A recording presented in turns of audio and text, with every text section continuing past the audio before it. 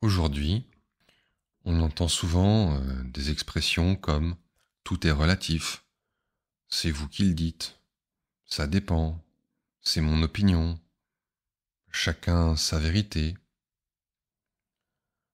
Autant d'expressions banales qui expriment quoi? Le relativisme? Souvent, oui. C'est-à-dire un refus d'assumer ce que l'on pense et un refus d'admettre la contradiction.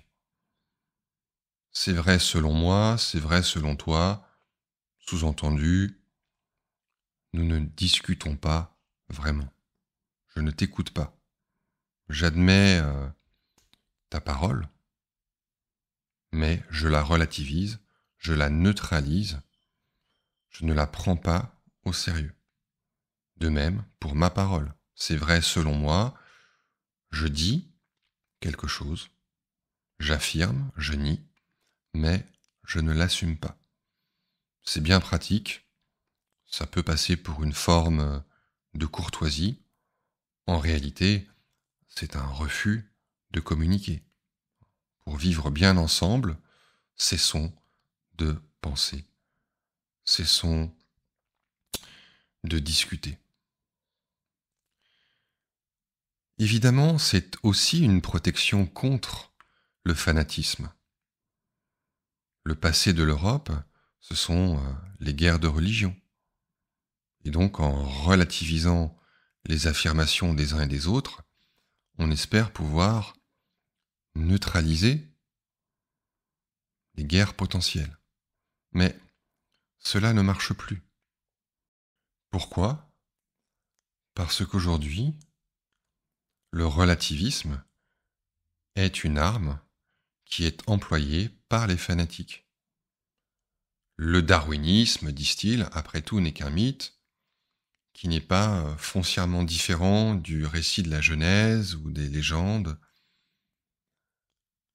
Et ainsi, les fanatiques de différentes religions peuvent trouver des arguments pour mettre à égalité des idées démontrées et des allégations qui sont d'un tout autre ordre. Pourtant, il est également clair que la prise de conscience du caractère relatif de nos opinions, de nos cultures, de nos civilisations, de nos croyances, recèle une puissance libératrice.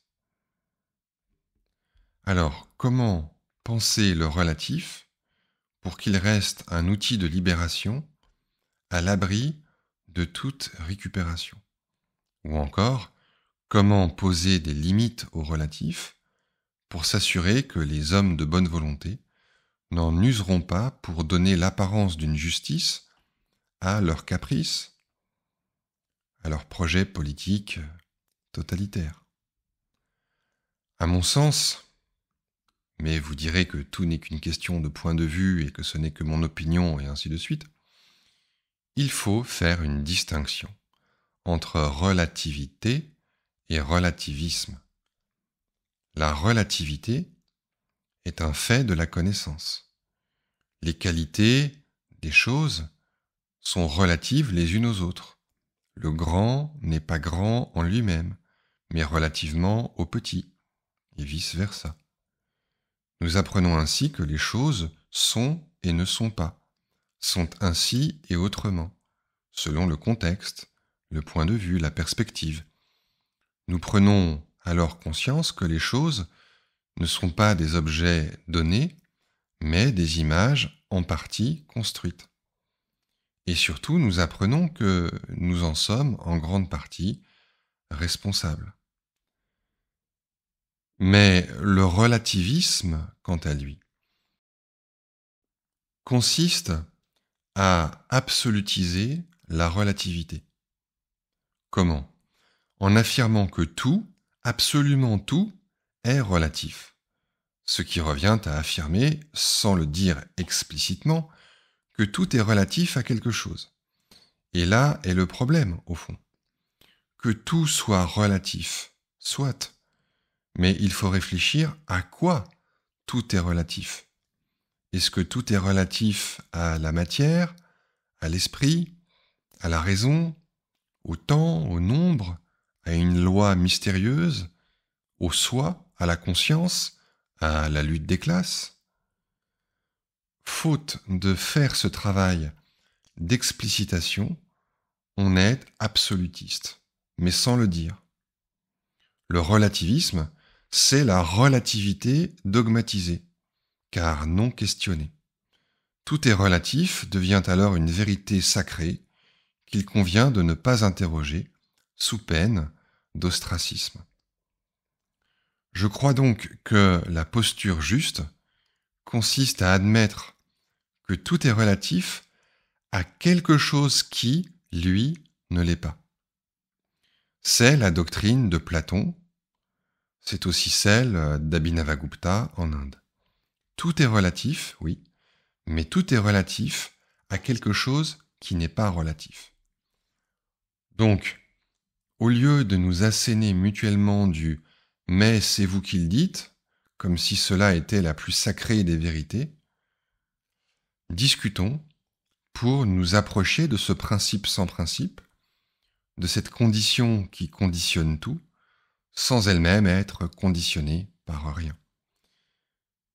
En résumé, la relativité nous sauve du dogmatisme. L'absolu nous sauve du relativisme. Et les deux nous sauvent du fanatisme.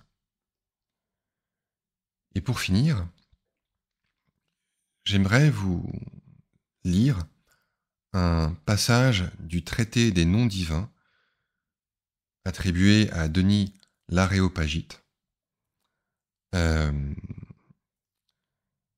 qui rappelle la théorie de la relativité générale d'Einstein. Vous savez, on se réfère souvent pour donner autorité au relativisme à la théorie de la relativité générale d'Einstein.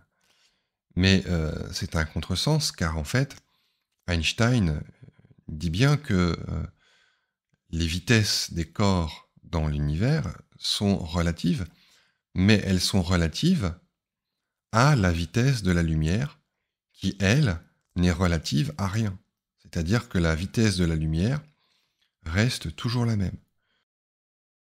Si vous êtes sur un grain de lumière et que vous allumez la lampe de votre téléphone portable, la lumière de votre téléphone n'ira pas plus vite que la lumière. Les deux vitesses ne vont pas s'additionner. La vitesse de la lumière n'est pas relative, elle est absolue. Quant à Denis l'Aréopagite, il disait ceci. Le bien qui est par-dessus toute lumière est appelé lumière spirituelle. Il est un rayon originaire, une effusion de lumière qui regorge de toutes parts et qui, de sa plénitude, illumine tout esprit, soit par-dessus le monde, soit autour du monde, soit aussi dans le monde. Il renouvelle toutes les puissances et facultés intellectuelles. Il les embrasse, il les contient tous.